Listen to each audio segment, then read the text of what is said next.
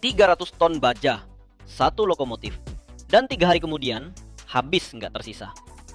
Mesin raksasa yang biasa narik gerbong seberat 10.000 ton berubah jadi tumpukan besi tua dalam 72 jam. Roda yang udah jalan 2 juta kilometer dipotong dari porosnya cuma dalam satu gerakan aja. Mesin 20 ton dicabut dari bodi pakai derek gede banget. Tangki solar yang dulu nampung 5.000 liter bahan bakar dipotong jadi 2 dalam 10 detik. Ini bukan kecelakaan loh, ini pemusnahan terencana. Dan ini proses paling presisi, paling dingin, paling terkalkulasi di industri dunia. Hari ini kita bakal tunjukin gimana lokomotif-lokomotif ini mati. Kenapa di balik setiap kematian ada perhitungan matematika yang akurat banget. Dan kemana perginya baja itu pas kereta udah selesai perjalanannya selamanya.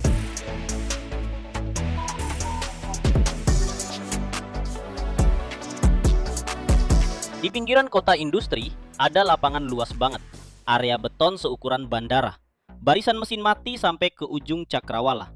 Lokomotif diesel, lokomotif listrik, gerbong barang, tangki, kontainer pendingin, ada ratusan unit di sini.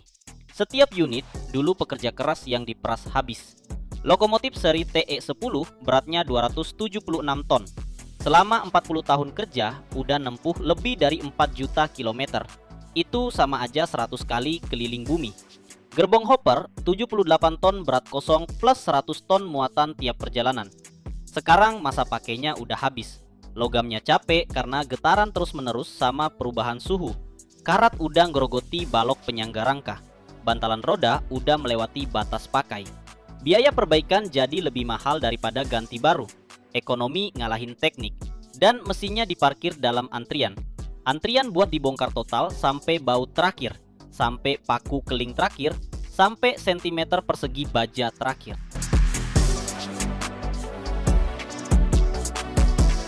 Tahap pertama daur ulang itu persiapan, dan ini yang paling bahaya dari semuanya. Di tangki bahan bakar satu lokomotif diesel aja bisa sampai 7 ton solar. Di sistem pelumasannya setengah ton oli industri. Di sirkuit pendinginnya ribuan liter cairan antifreeze. Di trafo lokomotif listrik ada oli dielektrik khusus yang kalau terbakar ngeluarin zat beracun banget.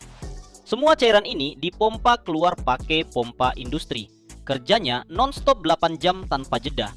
Cairannya masuk ke tangki-tangki terpisah dan dibawa ke pabrik pengolahan. Solarnya disaring terus dijual lagi sebagai bahan bakar teknis. Oli bekas diolah sampai kualitas industri lagi. Antifreeze dibersihkan dari kotoran terus dipakai lagi. Nggak ada setetes pun yang kebuang. Satu percikan api aja di tahap ini bisa bikin seluruh depot meledak. Makanya di sini api terbuka dilarang keras.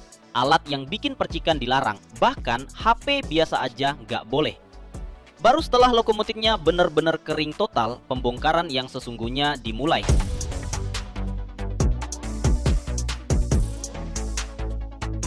Pertama-tama, yang diambil itu barang yang bisa dijual utuh, tanpa potong, tanpa bakar, tanpa pres. Blok aki, berton-ton timbal murni.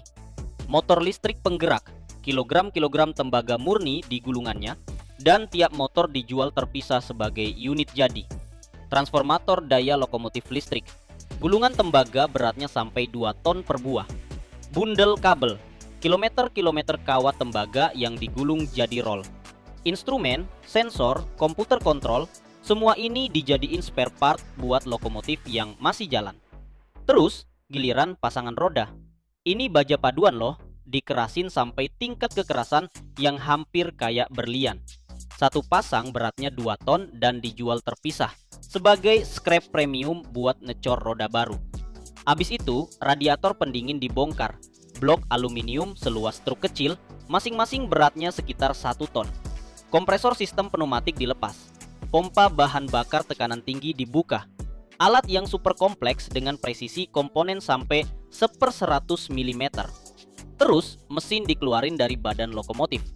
Diesel D49, 20 ton metal hidup, 4.000 tenaga kuda.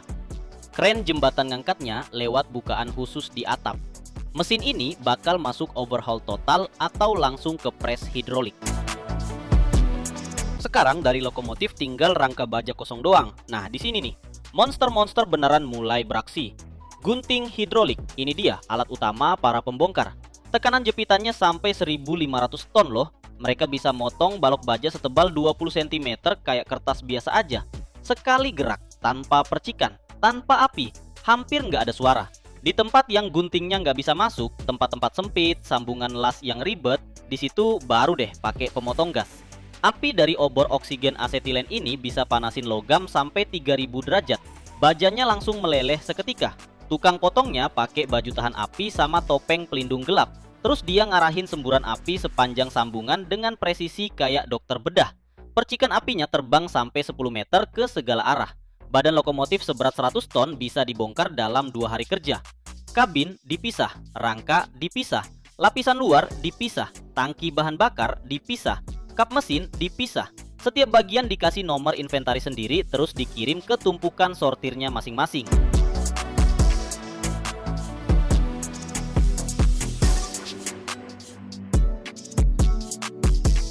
Logamnya dipilah-pilah dulu berdasarkan kategori. Ini tahap paling krusial banget dari seluruh proses. Harga akhirnya bakal tergantung langsung sama akurasi pemilahan ini. Besi tua hitam, baja karbon biasa. Yang berwarna, tembaga, aluminium, kuningan, perunggu. Stainless steel dipisah sendiri. Besi tuang dari blok mesin dipisah juga. Baja paduan dari roda kereta dipisah lagi. Dan harganya hampir 10 kali lebih mahal dari besi tua biasa. Logam yang udah dipilah langsung dipres. Pres hidrolik dengan tekanan 2000 ton, nepadatin lembaran-lembaran baja bekas jadi kubus padat seukuran kulkas rumah. Berat satu briket sampai 5 ton. Kepadatannya hampir sama kayak baja solid. Briket-briket ini dimuat ke gerbong barang. Ke gerbong-gerbong barang yang sama yang suatu hari nanti bakal datang juga ke sini, ke kuburan yang sama ini. Terus dikirim ke pabrik metalurgi. Di sana, pada suhu 1600 derajat, bajanya dilebur dalam tungku busur listrik dan dicetak jadi bahan baku baru. Dari satu lokomotif diesel yang udah pensiun, bisa didapetin sekitar 200 ton logam murni. Cukup banget tuh buat bikin bodi lokomotif baru.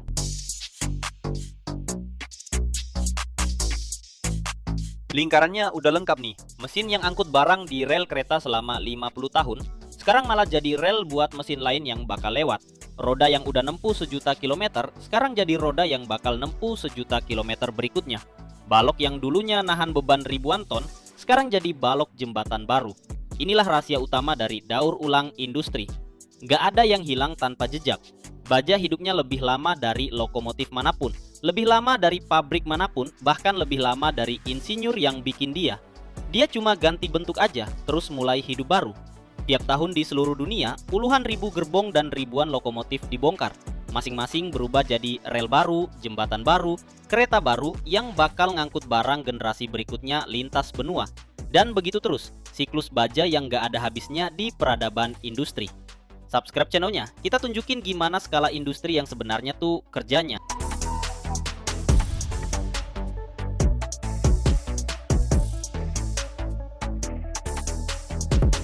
Jauh di bawah tanah negara bagian Ohio, tersembunyi sebuah mesin yang menopang langit Amerika.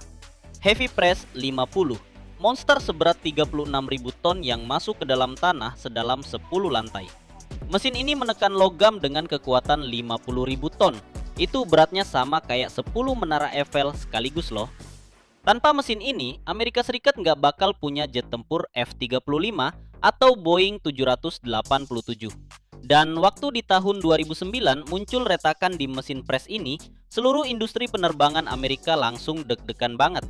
Hari ini kita bakal lihat gimana titanium panas berpijar berubah jadi sayap pesawat tempur di bawah hantaman tangan baja raksasa dari era Perang Dingin. Dan kenapa mesin inilah, bukan yang lain, yang sampai sekarang masih nggak tergantikan buat pertahanan Amerika.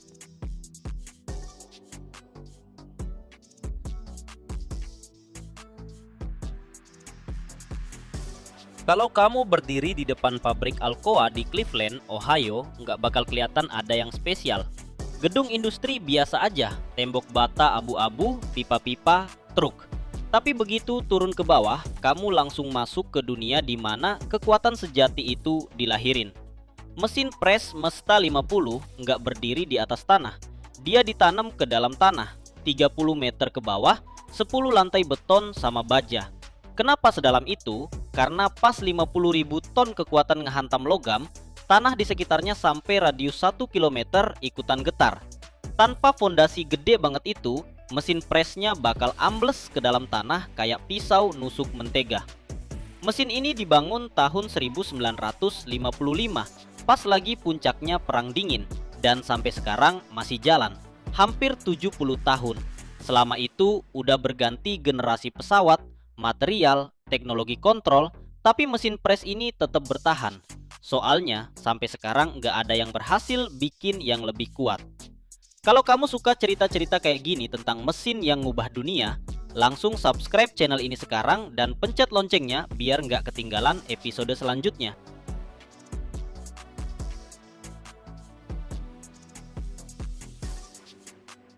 Amerika dan Uni Soviet nggak cuma bersaing di luar angkasa, mereka juga rebutan langit.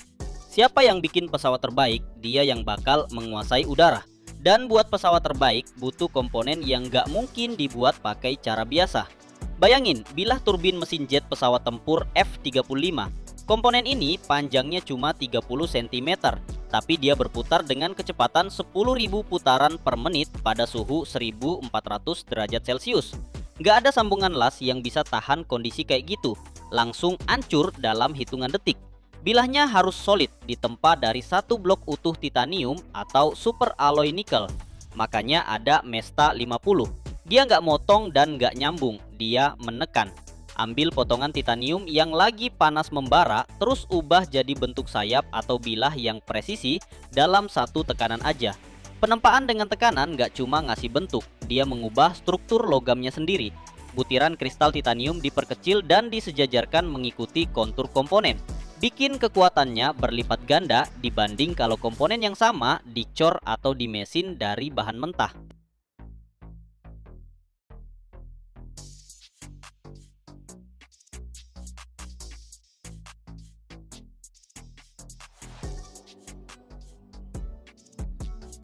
Prosesnya dimulai dari persiapan. Batangan titanium dipanaskan di tungku khusus sampai suhu 960 derajat Celcius. Pada suhu segitu, titanium jadi lembek kayak lilin mainan, tapi tetap kuat banget loh. Logamnya bercahaya merah terang, hampir putih, nggak mungkin lihat langsung tanpa kacamata khusus. Begitu suhu udah pas, lengan robot ngambil batangan panas itu, dan dalam hitungan detik langsung dibawa ke mesin pres. Waktunya krusial banget nih. Kalau titaniumnya dingin cuma 50 derajat aja, bakal jadi terlalu keras dan mesin pres nggak bakal bisa ngebentuknya. Operatornya bener-bener nggak boleh telat sedikit pun. Setiap perpindahan dari tungku ke pres udah dilatih sampai otomatis. Puluhan tahun praktek, ratusan ribu komponen. Batangannya diletakin di cetakan bawah, cetakan baja gede yang bentuknya ngikutin kontur komponen yang mau dibuat. Cetakannya sendiri dibuat dari baja khusus dan harganya ratusan ribu euro per piece. Dari atas, cetakan atas yang beratnya 150 ton diturunin.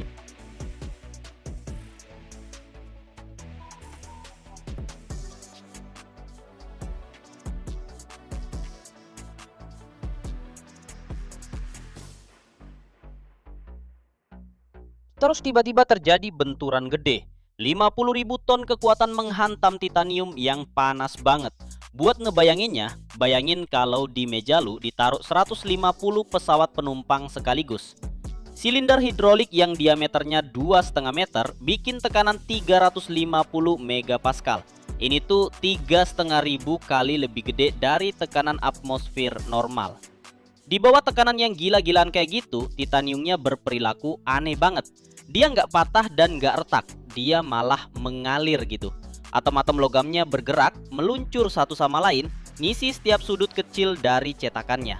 Dalam 3 detik, batangan yang nggak ada bentuknya langsung berubah jadi salinan sempurna dari spar sayap atau bilah turbin.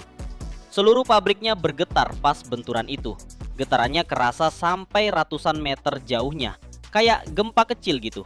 Pekerja di sekitar mesin pres itu pakai headphone khusus. Suara benturannya nyampe 130 desibel.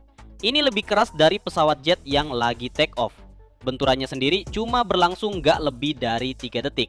Tapi dalam 3 detik itu terjadi sesuatu yang kalau pakai alat biasa bakal makan waktu berjam-jam buat proses mekaniknya.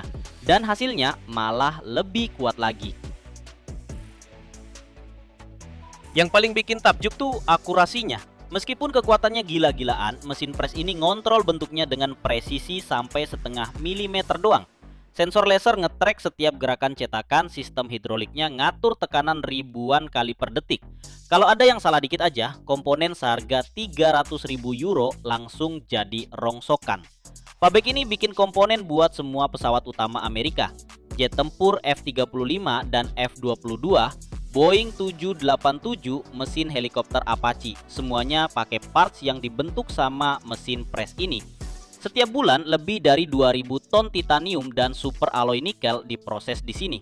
Di pabriknya ada ratusan spesialis, ahli metalurgi, operator pres, insinyur quality control. Setiap komponen yang udah jadi harus lewat pemeriksaan ketat, scanning ultrasonik, ronsen, pengukuran geometri dengan akurasi sampai 1/100 mm. Dokumentasi tiap komponen disimpan puluhan tahun. Kalau ada pesawat yang jatuh, investigator bisa lacak balik seluruh riwayat pembuatan setiap komponennya. Baru setelah lolos semua pemeriksaan, komponen itu dapat izin buat dipasang di pesawat.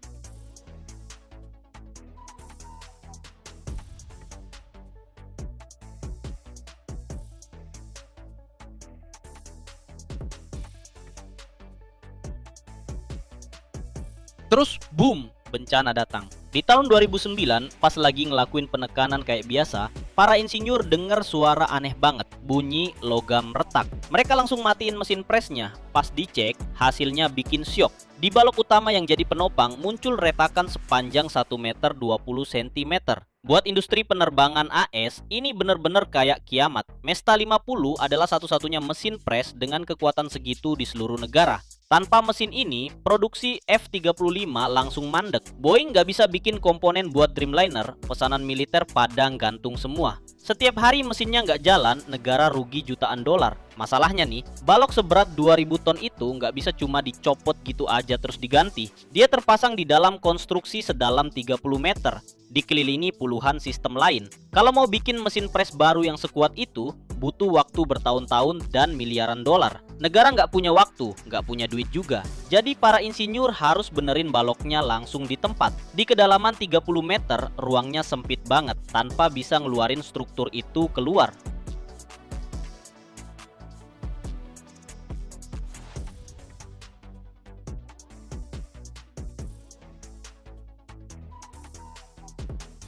Perbaikan darurat pun dimulai.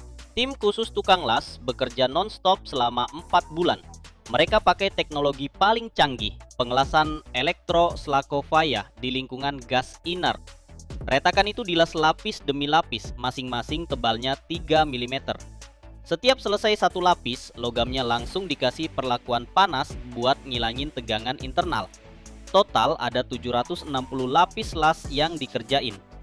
Bersamaan dengan itu, mereka juga bikin balok cadangan, jaga-jaga kalau perbaikannya gagal. Baloknya dibuat di pabrik lain terus dikirim pakai derek terbesar di Amerika yang bisa ngangkat 4.000 ton.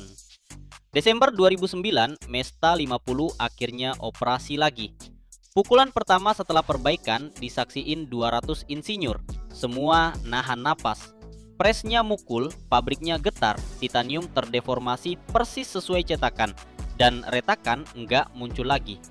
4 bulan kerja keras, 760 lapis las, ribuan jam perlakuan panas, semuanya berhasil. Langit Amerika terselamatkan.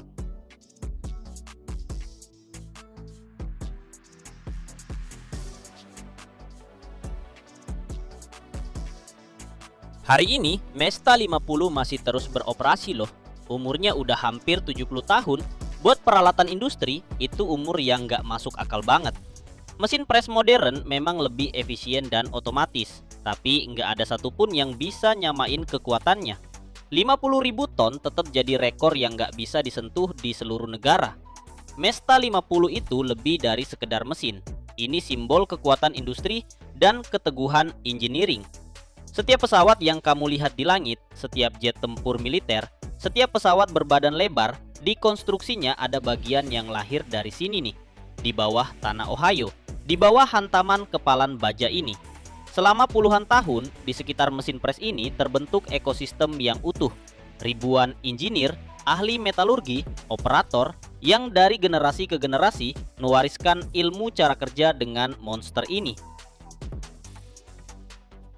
Setiap tahun, puluhan kapal selam nuklir di dunia dinonaktifkan. Raksasa baja dengan berat lebih dari 10.000 ton. Di dalamnya masing-masing ada reaktor dengan kekuatan ratusan megawatt. Tapi apa yang terjadi pas masa tugasnya udah selesai? Gimana caranya motong jantung monster nuklir ini dan tetap selamat dari pertempuran lawan radiasi yang nggak kelihatan, yang bakal berlangsung berbulan-bulan? Suhunya di sini bisa sampai 8.000 derajat Celcius. Kesalahan di sini nggak diukur dari hitungan detik, tapi dari hitungan berabad-abad. Di video ini lo bakal lihat proses daur ulang dari potongan pertama sampai ton terakhir dari logam yang dilebur. Dan lo bakal tahu apa yang terjadi sama baju besi raksasa bawah laut ini.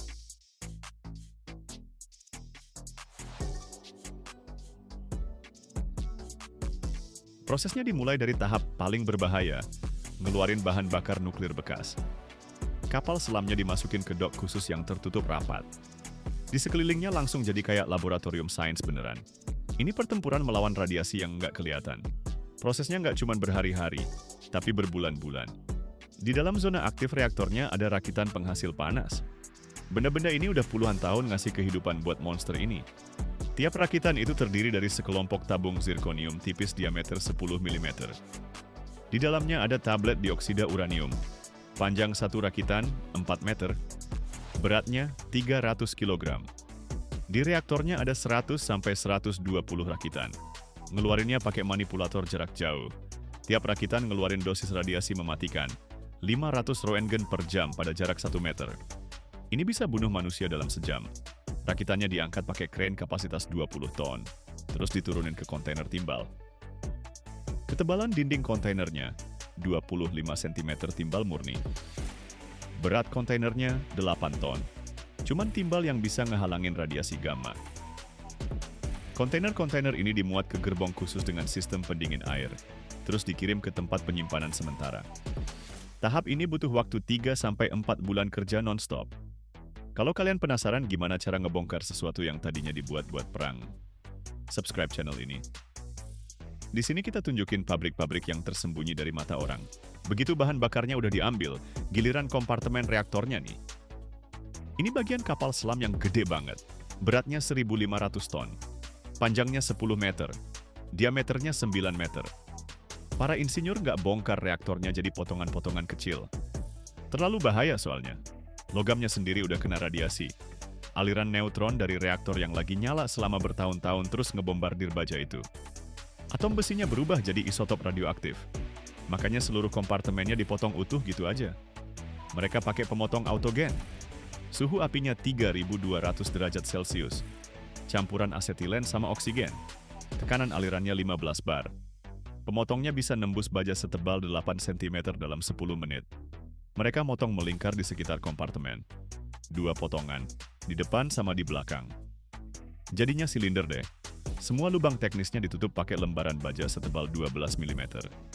Pengelasannya pakai busur listrik, elektrodanya diameter 5 mm. Arusnya 350 ampere. Jadinya kapsul kedap udara. Kapsulnya diangkat pakai derek yang bisa ngangkat 200 ton, terus dimuat ke tongkang. Tongkangnya ditarik ke tempat pembuangan. Di Rusia itu Novaya Zemlya. Di Amerika Serikat, lokasi Hanford. Di sana kapsul-kapsulnya ditaruh di parit beton sedalam 20 meter. Atasnya ditimbun tanah. Mereka bakal tergeletak di sana selama 300 tahun, sampai tingkat radiasinya turun ke level normal. Deaktivasi, ini tahapan paling lama nih.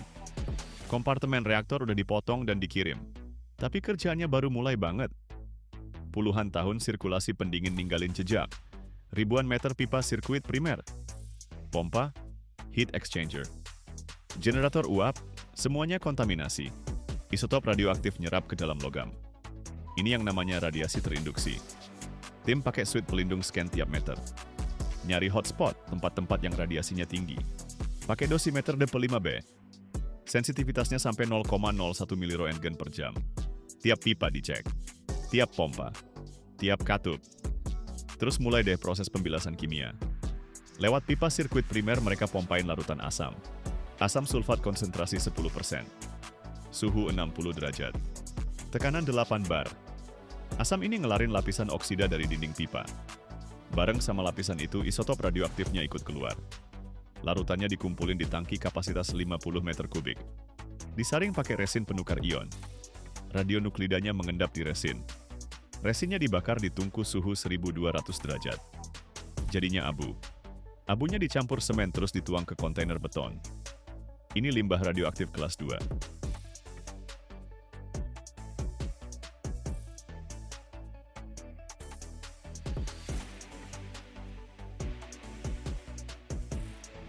Kimia nggak bisa ngelarin semua masalah nih. Klep, katup penutup, filter, semua harus dibongkar manual. Timnya kerja bertiga. Giliran kerja cuma 30 menit doang. Lebih dari itu nggak boleh. Radiasi yang numpuk berbahaya banget. Setiap komponen dibungkus dalam kotak timbal. Kotaknya beratnya 120 kilo loh. Dindingnya tebalnya 10 cm timbal. Kalau tingkat kontaminasinya kelewat tinggi, komponennya langsung disiram beton di dalam badan reaktor itu sendiri. Yang paling diperhatiin, perisai biologis reaktornya. Ini pelat-pelat gede dari timbal sama polietilen. Lapisan timbalnya tebalnya 15 cm. Polietilennya tebalnya 30 cm. Timbal ngeblok sinar gamma. Polietilen ngelambatin neutron. Berat satu pelat, 2 ton. Pelatnya ada 8 buah. Tiap pelat diangkat pakai crane. Didekontaminasi pakai ultrasonik. Frekuensinya 40 kHz. Dayanya 3 kW. Ultrasonik ngehancurin lapisan oksida. Terus pelatnya disiram larutan alkali dan dikeringin pakai udara panas 120 derajat. Baru setelah ribuan tes udara sama usap permukaan, ketika semua hasilnya nol, dok dibuka buat pekerja biasa. Sekarang ini bukan objek nuklir lagi. Ini cuma konstruksi baja yang rumit aja. Motong badan kapal selam. Setelah dekontaminasi, kapal selam siap buat dibongkar habis. Badan kapal selam itu bukan logam biasa loh. Ini paduan khusus yang dibuat buat perang. Bahannya kuat banget, bisa tahan tekanan air di kedalaman 300-400 meter. Itu sama dengan 30-40 atmosfer. Tebal kulitnya aja 8-10 cm. Baja kelas AK-29. Kekuatan maksimalnya 700 megapascal. Gunting biasa mah nggak bakal bisa motongnya. Makanya mereka pakai pemotong plasma. Plasma itu gas yang terionisasi. Panasnya dihasilkan dari busur listrik. Tegangannya 300 volt. Arusnya 400 ampere. Dayanya 120 kW. Lewat nozzle berdiameter 3 mm mereka tiup gas argon. Tekanannya 6 bar. Aliran gasnya 30 liter per menit. Busur listriknya bikin argon panas sampai 8.300 derajat Celcius. Itu 1,5 kali lebih panas dari permukaan matahari, bro. Semburan plasmanya muncrat dari nozzle dengan kecepatan 300 meter per detik. Itu kecepatan suara nih. Dengan semburan sekencang itu, baja setebal 10 cm langsung meleleh dalam 5 detik. Pemotongnya digerakin ngikutin garis yang udah ditandain. Kecepatan motongnya 20 cm per menit. Dari pemotongnya keluar percikan api sama asap. Tinggi nyala apinya 3 meter. Suhu percikannya 1000 derajat. Alat kedua, tombak oksigen. Ini tuh pipa baja panjangnya 3 meter. Diameternya 25 mm. Di dalamnya ada seikat batang baja diameter 4 mm. Lewat pipa ini dialirin oksigen murni dengan tekanan 10 bar. Konsumsinya 200 liter per menit. Batang-batangnya dinyalain pakai autogen. Terus mulai terbakar di oksigen. Bajanya kebakar loh. Panasnya gila-gilaan banget. Suhu di zona pembakarannya mencapai 3.800 derajat Celcius. Tombak ini ngebakar baja sampai tembus. Hasilnya ada sambungan leburan lebar 5 cm. Kecepatan ngebakamnya 50 cm per menit. Ini lebih cepat dari plasma. Tapi butuh skill tinggi nih. Tombaknya harus dijalanin tegak lurus banget. Kalau miring lebih dari 10 derajat, pembakarannya nggak sempurna. Yang ngerjain tim 4 orang. Pakai baju pelindung dari Kevlar. Masker dengan filter cahaya nomor 13. Ini nahan radiasi inframerah sama ultraviolet. Tanpa masker, retina mata bakal luka bakar dalam sedetik. Motongnya dari bagian depan sama belakang. Pelan-pelan ke tengah. Badannya dipotong jadi seksi-seksi silinder. Panjang tiap seksi 6 meter. Diameternya 9 meter. Beratnya 200 ton. Seksi-seksinya diangkat pakai kren kapasitas 400 ton. Terus ditumpuk di area sortir. Sortir logam. Setiap potongan badan kapal dicek lagi pakai detektor radiasi. Nyari jejak isotop di retakan mikro dan sambungan las. Kalau alatnya bunyi, potongan itu langsung diisolasi. Dikirim buat dibersihkan lagi atau dikubur di tempat khusus. Cuma logam bersih aja yang dapat sertifikat aman. Baru boleh keluar dari area galangan kapal. Terus disortir berdasarkan komposisi kimianya. Baja tipe HY80 sama HY100. Ini baja super kuat. Kandungan nikelnya 8%. Kromium 2%. Molybdenum 1%. Elemen paduan ini tuh harta karun banget buat para ahli metalurgi. Nikel bikin lentur. Kromium tahan karat. Molybdenum kuat di suhu tinggi. Baja badan kapal biasa AK-29 dikirim buat dilebur terpisah. Bagian titanium, anjungan, penutup hidrodinamis juga terpisah. Titanium nggak dilebur bareng baja. Titik leburnya beda. Titanium di 1668 derajat. Baja 1535. Paduan tembaga, kabel, penukar panas, masuk ke logam non-besi. Paduan aluminium, sekat, tangga, masuk ke rongsokan aluminium. Peleburan dan kehidupan baru. Baja super kuat dibawa ke pabrik metalurgi. Dimasukkan ke tungku busur listrik. Kapasitas tungku, 100 ton. 3 elektroda grafit diameter 600 mm. Tegangan, 600 volt. Arus 60.000 ampere. Daya, 36 MW. Antara elektroda dan logam muncul busur api. Suhu di zona busur, 3.500 derajat. Logam meleleh. Berubah jadi lautan cair. Suhu leburan, 1.650 derajat. Waktu peleburan, 3 jam. Petugas lab ambil sampel tiap 30 menit. Analisis komposisi pakai spektrometer. Disesuaikan dengan campuran ferroalloy. Harus komposisi yang pas banget. Toleransi karbon, plus minus 0,05%. Nikel plus minus 0,1%. Leburan yang udah jadi dituang ke wadah besar. Wadah beratnya 200 ton. Dari wadah dituang ke cetakan. Jadilah slab, pelat baja gede. Ukuran 2 meter x 6 meter. Tebal 25 cm. Berat 23 ton. Dari slab digilas jadi lembaran. Atau dipotong jadi bahan besi tulangan. Pelapis dinding kapal perang kemarin jadi penyangga jembatan melintasi sungai. Atau besi tulangan gedung pencakar langit. Baja yang dulu tahan bom kedalaman, sekarang nahan jembatan.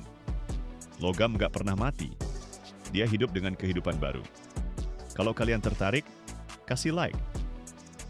Tulis di komentar, tahu nggak sih kalau kapal selam didaur ulang 300 tahun? Subscribe ya, di sini kita tunjukin gimana yang lama mati dan yang baru lahir. Mesin Caterpillar 3618. Ini punya 18 silinder, volume 333 liter, power 7.200 kW. Tenaga kuda?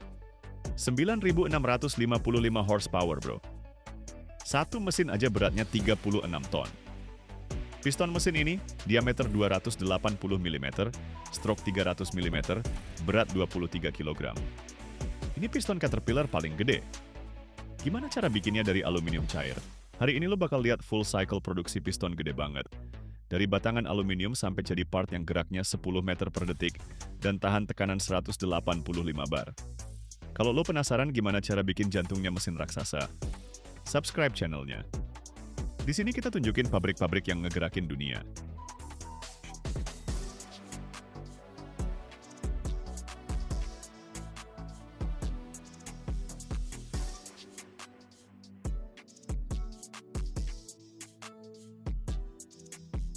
Mesin Caterpillar 3618 dibikin khusus buat kapal laut yang ngebut banget. Ferry, kapal patroli, yacht. Satu mesin aja bisa ngasilin 9.600, 55 tenaga kuda di 1050 RPM. Ini mesin diesel V18 silinder 4 tak. Diameter silindernya 280 mm. Stroke pistonnya 300 mm. Volume 1 silinder 18,5 liter. Total 18 silinder, 333 liter. Rasio kompresinya 12,6:1. Tekanan maksimal di dalam silinder 185 bar. Itu setara 1850 atmosfer loh.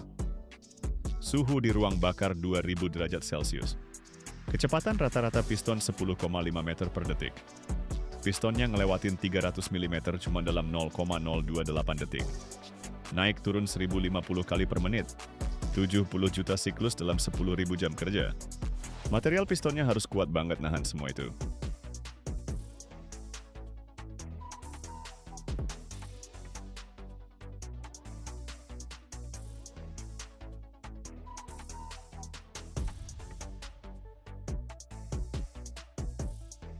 Piston dibuat dari campuran aluminium. Aluminium itu ringan banget.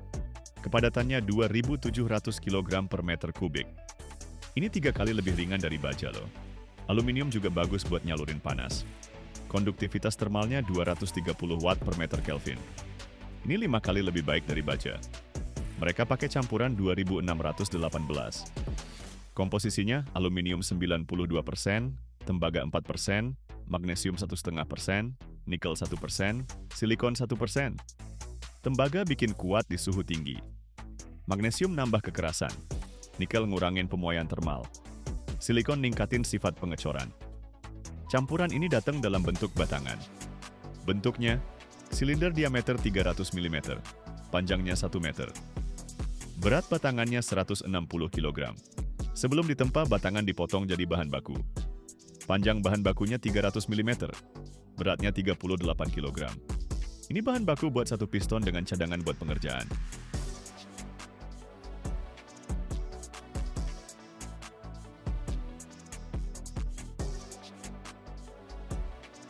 Bahan mentahnya dimasukin ke tungku induksi. Suhunya 480 derajat Celcius. Waktu pemanasannya 30 menit. Aluminiumnya jadi lunak. Nggak sampai meleleh sih, melelehnya itu di 660 derajat. Yang dibutuhin itu plastisitas buat ditempa. Bahan yang udah panas dipindahin ke mesin pres tempa. Presnya hidrolik. Kekuatannya 10.000 ton.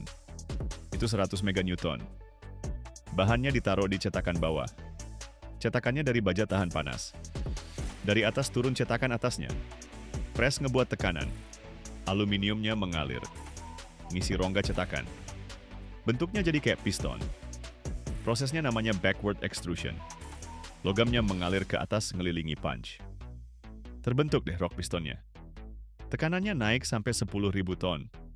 Waktu tempanya 12 detik. Logamnya makin padat. Butiran-butirannya tersusun ngikutin garis tegangan. Ini bikin pistonnya jadi kuat banget. Penempaan ningkatin kekuatan 30% dibanding pengecoran. Habis ditempa, presnya dibuka. Pistonnya dikeluarin. Masih panas nih, 400 derajat. Beratnya 30 kg. Bentuknya udah deket sama bentuk akhir, tapi masih perlu pemesinan lagi.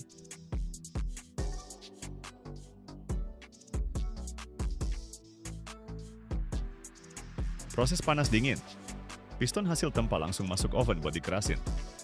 Suhunya sampai 530 derajat Celcius nih. Ditahan di dalam situ 8 jam penuh.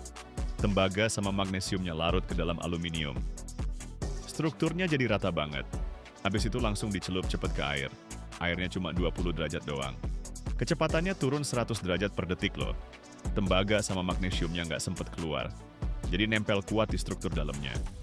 Terbentuklah zona-zona yang bikin makin kuat. Setelah dikerasin, pistonnya masih lunak.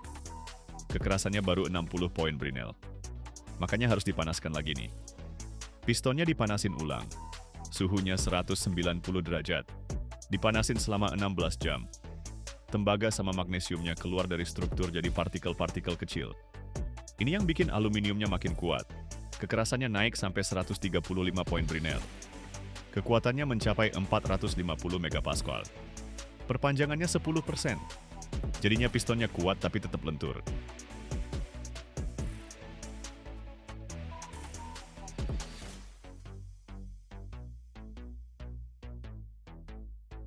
Proses pemesinannya dimulai dari operasi bubut. Pistonnya diklem di cak mesin CENC. Diameter caknya 500 mm. Kecepatan putar spindle 300 rpm. Pahat dari bahan keras karbida tungsten. Yang dibubut itu permukaan luar skirtnya. Diameter akhir 270, 9,9 mm. Toleransinya plus minus 0,02 mili.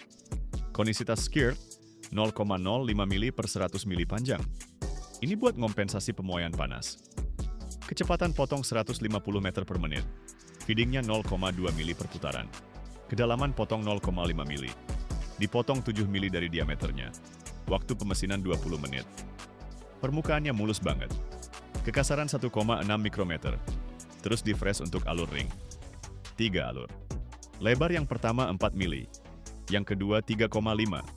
Yang ketiga 5 mm. Kedalaman yang pertama 8 mili. Fresh diameter 100 mm. Kecepatan putar 1200 rpm. Akurasi alurnya plus minus 0,01 mm.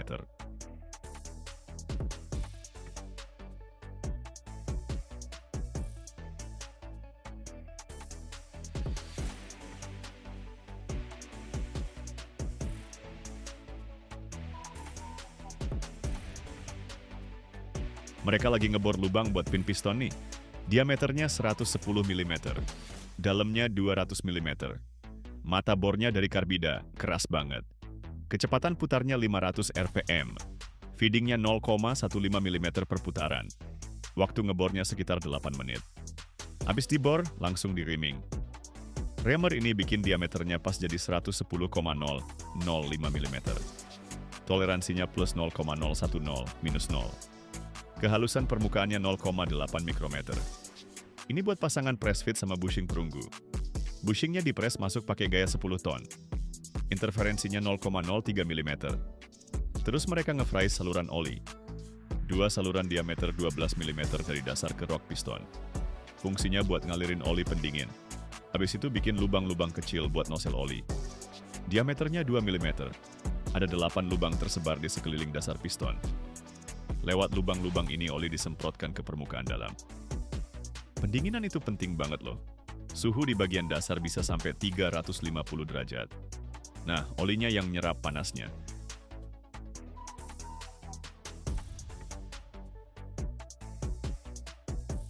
Pembentukan ruang bakar. Bagian bawah piston dimiling pakai mesin 5 aksis. Ruang bakarnya bentuknya kompleks banget. Ada cekungan berbentuk toroidal. Diameternya 180 mm. Dalamnya 50 mm. Volume ruang bakarnya 1,2 liter. Bentuknya udah dioptimalin buat nyampurin bahan bakar sama udara. Pahat bola diameternya 20 mm. Kecepatan putarnya 3000 rpm. Lintasannya spiral dari tengah ke pinggir. Jarak spiralnya 0,5 mm. Waktu millingnya 40 menit. Kekasaran permukaannya 0,4 mikrometer. Habis itu dipoles ruang bakarnya. Pakai pasta abrasif tingkat kehalusannya 3 mikrometer. Dipoles pakai roda kain kempa. Kecepatannya 1000 rpm. Waktunya 5 menit. Permukaan yang udah dipoles ini bikin kerak nggak gampang nempel. Finishing akhirnya honing di bagian skirt. Honing bikin jaringan alur-alur mikro. Sudutnya 60 derajat. Dalam alurnya 3 mikrometer. Lebarnya 20 mikrometer. Alur-alur ini nahan lapisan oli. Ngurangin gesekan. Waktu honingnya 10 menit.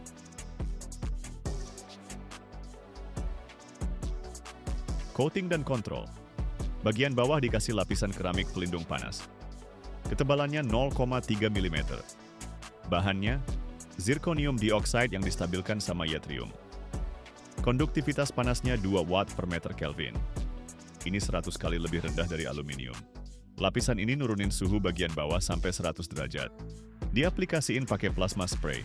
Suhu plasmanya 10.000 derajat. Kecepatan partikelnya 300 meter per detik. Bagian roknya dilapisi grafit. Lapisan anti gesekan nih. Ketebalannya 0,015 mm. Ngurangin gesekan sampai 40%. Bikin aus waktu startup jadi lebih dikit. Alur cincin dianodisasi. Hard anodizing gitu. Ketebalan lapisannya 0,05 mm. Kekerasannya 500 Vickers. Ini buat ngelindungi dari kausan ring. Setiap piston dicek ketat banget. Diameternya diukur di 6 titik. Pakai mikrometer laser. Akurasinya 0,0001 mm. Beratnya juga dicek. Timbangannya akurat sampai 1 gram. Toleransinya plus minus 5 gram. Selisih berat dalam satu set maksimal 10 gram aja. Ini buat keseimbangan mesin. Röntgen ngecek cacat internal. Retak. Pori-pori. Inklusi. Reject rate-nya 0,5%. Piston jadinya beratnya 23 kg. Diameternya 279,9 mm. Tingginya 350 mm. Ini bakal kerja 10.000 jam. Lewatin 70 juta siklus. Tahan suhu 350 derajat. Tekanan 185 bar. Kecepatan 10 meter per detik. Begitulah cara bikin piston Caterpillar yang paling gede. Dari batangan aluminium sampai jadi komponen yang nahan 9.000 tenaga kuda. Kalau kalian tertarik, kasih like ya. Tulis di komen, mesin apa aja yang kalian tahu. Subscribe, di sini kita tunjukin gimana cara bikin mesin-mesin raksasa. Kawat baja ini diciptain buat gantiin tali dari serat alami. Soalnya tali biasa nggak kuat kalau bebannya berat banget. Rantai sih lebih kuat, tapi beratnya 10 kali lipat. Nah, kawat baja ini nyelesain kedua masalah itu. Sekarang kawat-kawat ini yang nahan jembatan, ngangkat crane, jangkar platform minyak di kedalaman 1 km. Diameternya bisa sampai 533 mm.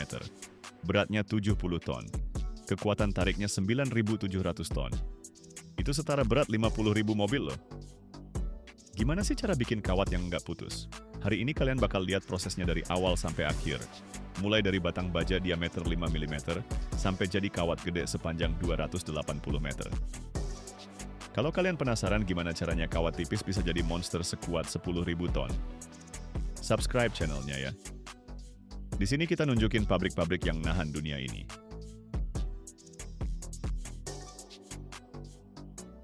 Sejarah. Tali baja modern pertama kali dibuat tahun 1834 sama insinyur Jerman bernama Wilhelm Albert. Dia bikin ini buat tambang batu bara. Soalnya tali dari serat rami sama rumput Manila nggak kuat. Berat batu bara di kereta tambang itu 1,5 ton. Dalamnya tambang 300 meter. Tali rami sering putus gara-gara lembab dan gesekan sama dinding tambang. Albert bikin tali dari kawat baja yang dipilin. Diameter kawatnya 2 mm. Satu untayan ada 6 kawat.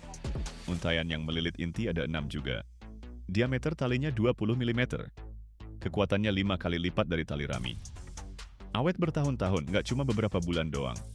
Waktu Perang Dunia, tali baja dipakai buat nambatin ranjau di dasar laut.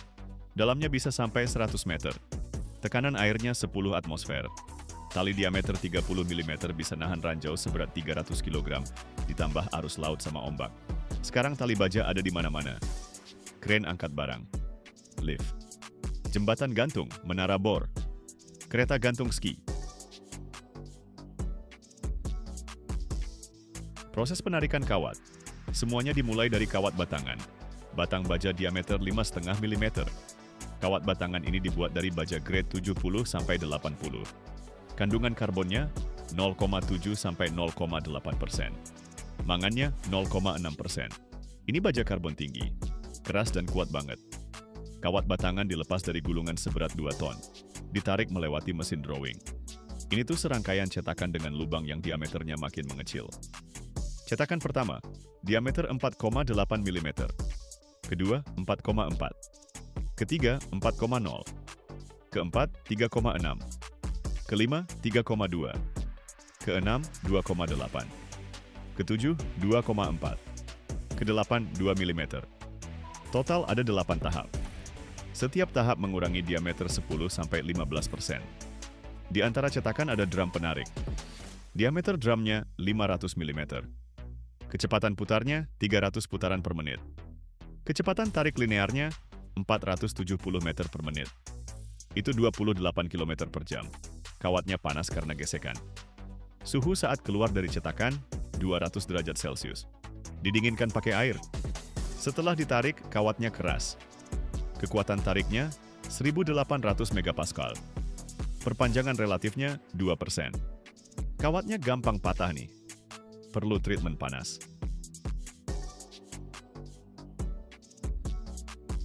Perlakuan panas. Kawat dipanaskan di tungku sampai 900 derajat Celcius. Ditahan 20 menit. Struktur baja berubah. Karbon larut dalam kisi. Terus didinginkan di udara terbuka dengan kecepatan 100 derajat per jam. Pendinginan pelan banget. Hasilnya baja yang udah ditemper. Kekerasannya turun, tapi plastisitasnya naik. Perpanjangan relatifnya 8%. Kawatnya sekarang jadi fleksibel. Bisa dibuat tali. Pemintalan untai. Ambil 6 kawat diameter 2 mm. Pilinannya melingkari kawat ketujuh yang di tengah. Jarak pilinannya 120 mm. Ini jarak di mana kawat bikin satu putaran penuh mengelilingi pusatnya. Sudut pilinannya 15 derajat ke sumbu. Arah pilinannya ke kanan. Kalau dilihat sepanjang untai, kawatnya jalan searah jarum jam. Jadi deh untai diameter 6 mm. Panjang kawat aslinya 1000 meter. Panjang untai jadinya 950 meter.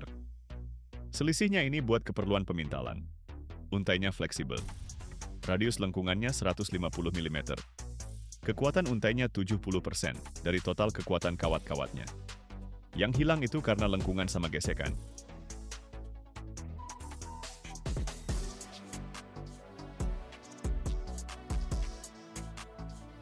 Cara melilit tali baja. 6 untai dengan diameter 6 mm dililit mengelilingi inti pusatnya. Intinya terbuat dari bahan organik. Tali rami diameter 6 mm. Udah direndam pelumas, raminya elastis banget. Fungsinya buat nyerap beban kejut. Nyimpen pelumas di dalam tali baja. Untaiannya bisa lebih banyak lagi. Konstruksi standarnya tuh 6x7. 6 untai dengan 7 kawat. Ada juga tali baja 18x7. 18 untai dengan 7 kawat di tiap untaian. Ada juga yang 36x7. Makin banyak kawatnya, makin lentur tuh tali bajanya. Diameter tali baja 6x7 plus inti pusatnya 6 mm jadinya 18 mm. Kekuatannya 50 kN. Itu setara 5 ton kalau ditarik sampai putus. Beratnya 1,5 kg per meter. Tali bajanya digulung ke drum diameter 2 meter. Satu drum muat 5 km. Berat drum sama tali bajanya 8 ton. Tali-tali baja ini dikirim ke pabrik pembuat tali baja raksasa.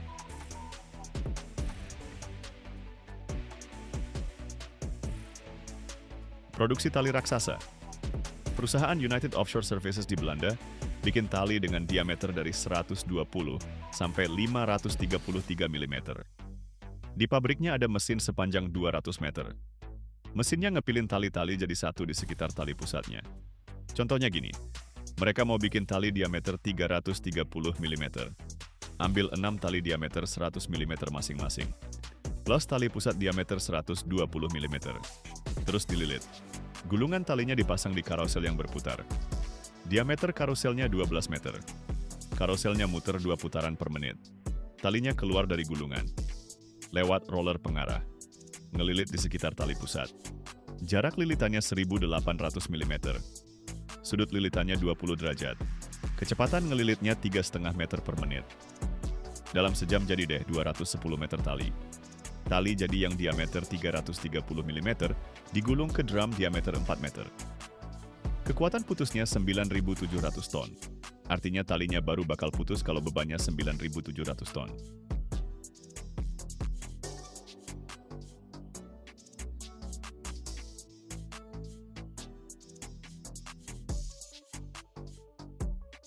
Penandaan dan pelumasan. Kabel ditandai sepanjang-panjangnya pakai cat warna-warni. Bagian merah, awal. Kuning, tengah. Biru, akhir. Setiap 10 meter ada tanda nomor. Terus dilumasi. Pakai pelumas konsisten berbasis litium. Titik tetesnya 180 derajat. Pelumas ini melindungi dari korosi dan ngurangin gesekan antar kawat. Kabelnya dilewatin melalui bak berisi pelumas cair suhu 80 derajat. Pelumasnya nyerap ke inti dan di antara untaian. Habis itu dilapisi lagi bagian luar, pelapis anti korosi. Ini pasta kental berbasis parafin dan inhibitor korosi. Tebal lapisannya, 0,5 mm. Kabel finalnya, panjang 170 meter, diameter 330 mm, berat 69 ton, kekuatan 9.700 ton. Dipindahin pakai kren kapasitas 150 ton. Satu ujung dikaitin kait. Diangkat. Kabelnya gantung vertikal. Tinggi angkatnya 50 meter. Butuh menara. Di pabrik ada menara setinggi 60 meter khusus buat ini.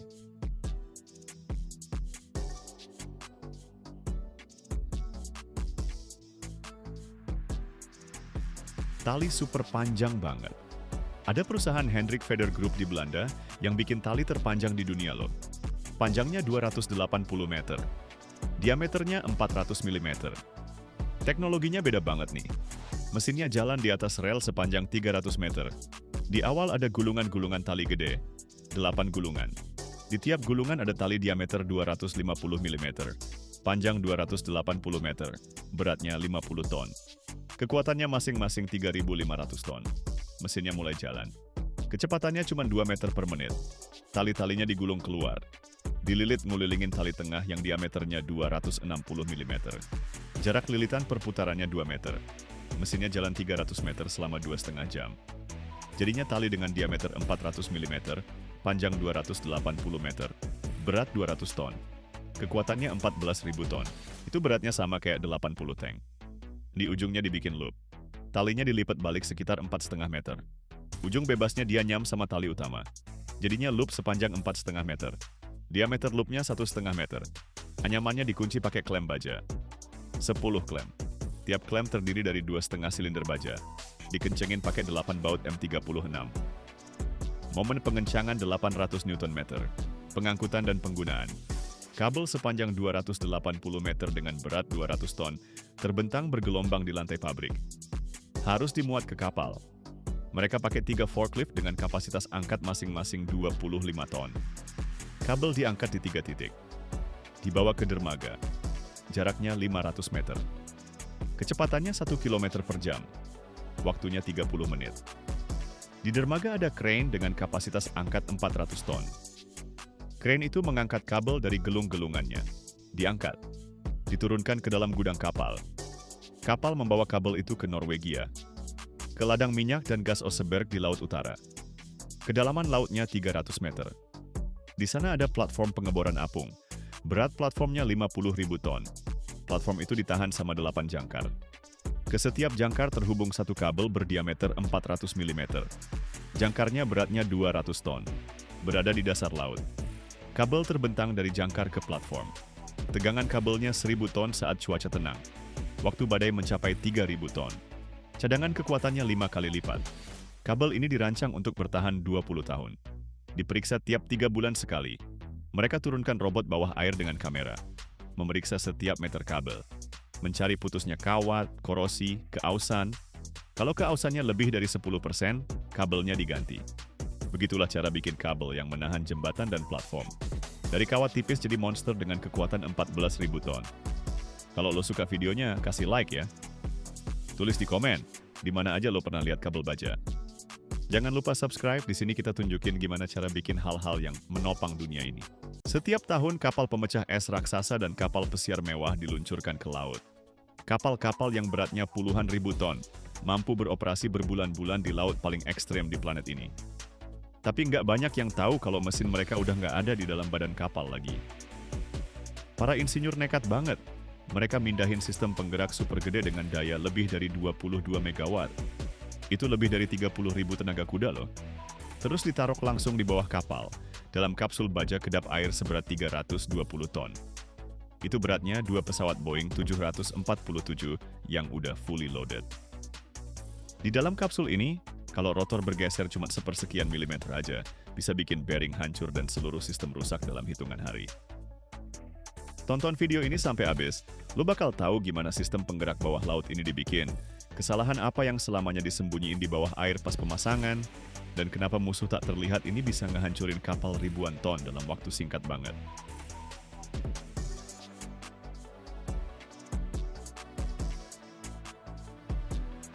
Dari pandangan pertama sih kayak ekor logam gede banget yang nempel di bawah kapal.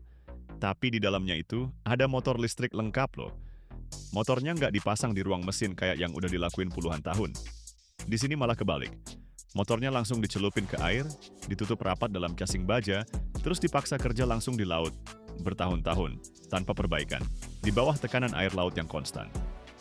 Makanya konstruksi ini diperlakukan hampir kayak kendaraan bawah air. Ide buat ngeluarin motor dari dalam badan kapal muncul relatif baru-baru ini nih, meskipun para insinyurnya udah kepikiran soal ini sejak puluhan tahun lalu. Di pertengahan abad ke-20, pembuat kapal udah coba ngilangin shaft panjang, gearbox, sama sistem transmisi mekanis yang ribet banget, yang makan tempat gede di dalam kapal dan buang sebagian tenaga di setiap sambungan. Terobosan beneran terjadi di akhir tahun 1980-an, waktu insinyur Finlandia yang kerja di proyek kapal pemecah es, buat Laut Utara ngasih solusi radikal. Pindahin motor listrik langsung ke pot putar di bawah kapal. Kalau cerita teknik kayak gini bikin kamu excited kayak gue, subscribe ke channel sekarang juga biar nggak ketinggalan episode berikutnya. Pencet loncengnya biar setiap video baru langsung muncul di feed kamu.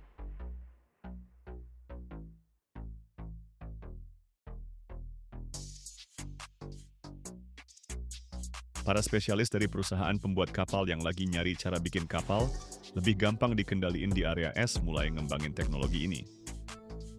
Eksperimen pertamanya kelihatan cukup berisiko sih. Mesinnya harus benar-benar diisolasi dari air laut dan harus bisa jalan bertahun-tahun tanpa bisa diakses sama sekali. Di tahun 1990, instalasi pertama yang beneran kerja mulai muncul, dan beberapa tahun kemudian teknologinya udah mulai dipasang di kapal pemecah es sungguhan. Ternyata nih, konstruksi kayak gini nggak cuma berfungsi, tapi berfungsi lebih baik dari sistem tradisional manapun. Begitu jelas kalau penggerak yang bisa berputar ini bikin kapal bisa gerak ke hampir semua arah tanpa perlu mutar badan kapalnya. Para pembuat kapal pesiar langsung ngadopsi sistemnya. Penggerak ini bisa berputar sampai 360 derajat loh, yang bikin kemudi belakang biasa sama alat bantu manuver tambahan, jadi nggak kepake lagi. Manuvernya meningkat drastis banget sampai kapal pesiar gede bisa sandar ke dermaga nyaris dari samping, tanpa bantuan kapal tunda. Sejak saat itu, skema ini pelan-pelan ngubah konsep dasar tentang di mana seharusnya jantung kapal berada. Bukan di dalam, tapi langsung di bawahnya.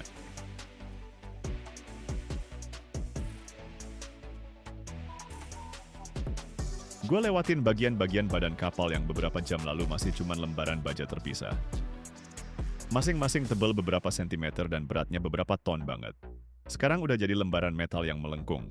Sebelumnya digiling biar kapsulnya nanti bentuknya mulus, aerodinamis, nggak ada sudut tajam. Di sini nggak ada sudut siku-siku, nggak ada sambungan yang nggak perlu. Bentuknya ditentuin sama air, bukan buat gampangin produksi doang. Kren jembatan pelan-pelan ngangkat elemen-elemen ini terus nyatuinnya, kayak lagi ngerakit torpedo bawah laut gitu. Di antara komponen-komponennya dikasih celah sempit buat jalur lasannya. Waktu pengelasan, percikan api beterbangan, dan logamnya nyala warna oranye. Para pekerja bergerak pelan, ngelewatin setiap sentimeter sambungan berkali-kali, nggak terburu-buru dan nggak ada gerakan sia-sia. Pertama dibentuk las bagian dalam, terus bagian luar, habis itu permukaannya digosok bener-bener halus biar nggak ada tonjolan sedikit pun yang bakal bikin hambatan ekstra di air. Pas badannya akhirnya nyambung semua, udah mirip torpedo baja yang mulus. Padat, utuh, nggak ada cacat sedikit pun di luarnya.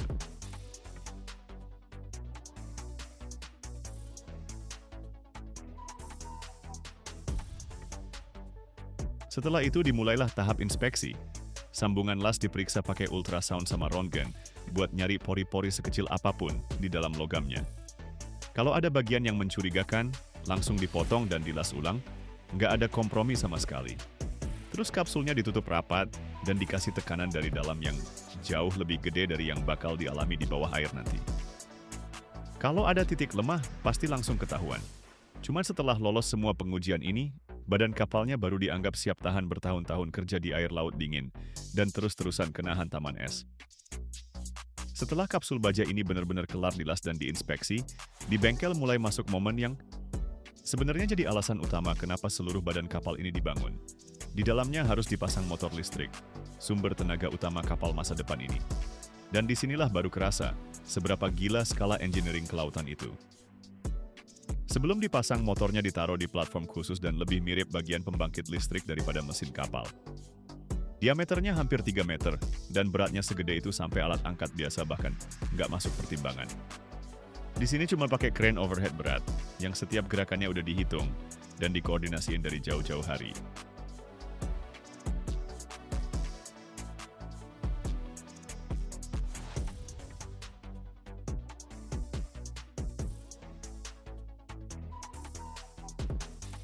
Rotor, yaitu bagian mesin yang berputar, diangkat secara terpisah. Ini adalah cincin logam masif dengan konduktor tembaga yang beratnya lebih dari truk besar yang penuh muatan. Crane mulai bergerak pelan banget sampai hampir nggak kelihatan mata. Operatornya kerja berdasarkan komando dari beberapa engineer yang berdiri di berbagai sisi casing dan terus-menerus ngontrol posisi komponen ini. Di sini nggak boleh ada gerakan mendadak dan nggak boleh ada kesalahan sama sekali. Bahkan pergeseran sepersekian milimeter aja bisa berarti misalignment, yang bakal kelihatan saat operasi nanti dalam bentuk vibrasi kuat. Dan vibrasi di level daya sebesar ini, bukan cuma masalah kecil, tapi udah bencana beneran.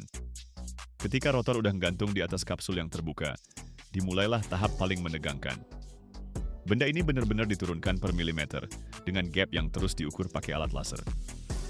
Di dalam casing udah terpasang bearing dan elemen pendukung, dan semuanya harus pas dengan presisi sampai 1/1000 mm. Kalau sumbu mesin nggak pas, meskipun cuma sedikit aja, dengan pusat geometris kapsul, saat rotasi bakal muncul ketidakseimbangan yang berasa ke seluruh kapal. Di kecepatan kerja, ketidakseimbangan ini bakal jadi hantaman konstan yang bisa ngehancurin bearing atau ngerusak casing dari dalam cuma dalam hitungan minggu. Setelah rotor dipasang, engineer nggak langsung ngizinin buat ngelepas krennya. Mulailah serangkaian pemeriksaan. Mereka ngukur keselarasan, muterin shaft secara manual beberapa kali, dengerin baik-baik suara logamnya. Kalau ada suara aneh sedikit aja, komponen langsung diangkat lagi. Kadang mesin diangkat lagi dan posisinya dikoreksi, ngabisin berjam-jam demi perubahan beberapa milimeter doang. Di sini semua paham, setelah kapsulnya ditutup, nggak bakal ada akses ke dalamnya lagi selamanya. Jadi, akurasi sempurna jauh lebih penting daripada kecepatan pemasangan. Pas mesin akhirnya udah di tempatnya, seluruh struktur tiba-tiba kelihatan lengkap banget. Cangkang baja kosong berubah jadi penggerak beneran. Momen inilah yang bisa dibilang kelahiran sistem yang nantinya bakal muterin propeller, belokin kapal ribuan ton, dan kerja bertahun-tahun di bawah air. Di tempat yang nggak bakal pernah dilihat manusia lagi.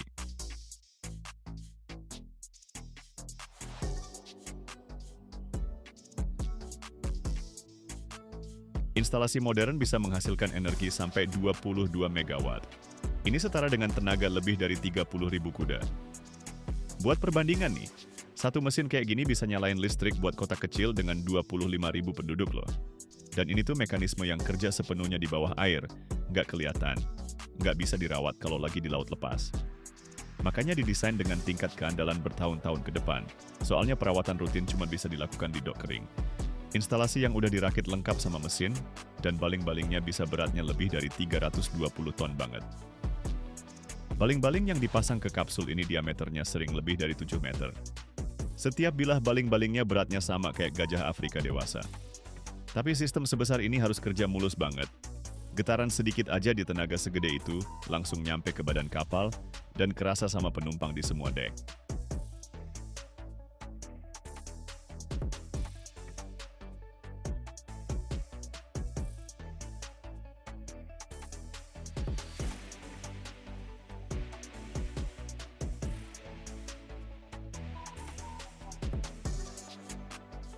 Setelah mesin udah aman terlindungi di dalam casing baja, tibalah tahap final, pemasangan baling-baling kapal.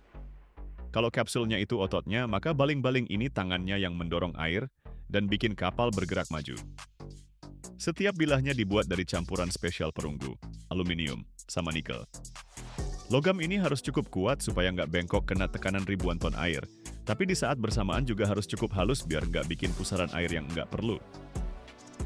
Bilah-bilahnya dibawa ke kapsul pakai palet khusus, masing-masing dibungkus plastik pelindung kayak perhiasan mahal. Pemasangannya dilakukan pakai pendorong hidrolik. Baling-balingnya dipasang ke poros mesin yang nongol dari kapsul, dan di sini ketelitiannya lagi-lagi diukur sampai 1/1000 mm. Kalau sedikit aja miring, pas jalan di kecepatan kerja baling-balingnya bakal mulai getar. Dan getaran ini bisa hancurin bearing mesinnya dalam beberapa hari doang. Pas baling-balingnya udah terpasang sempurna, dikunci pakai mur raksasa yang dikencangkan dengan kekuatan beberapa ribu Newton meter. Setelah itu, di pusatnya dipasang penutup aerodinamis biar aliran air setelah baling-baling jadi rata sempurna. Seluruh komponen ini dilapisi cat khusus yang bikin organisme laut dan kerang nggak bisa nempel. Soalnya bahkan kotoran setebal beberapa sentimeter aja di bilahnya bisa nurunin efisiensi mesin 5-7%. Dan itu kerugian ratusan ribu euro per tahun loh.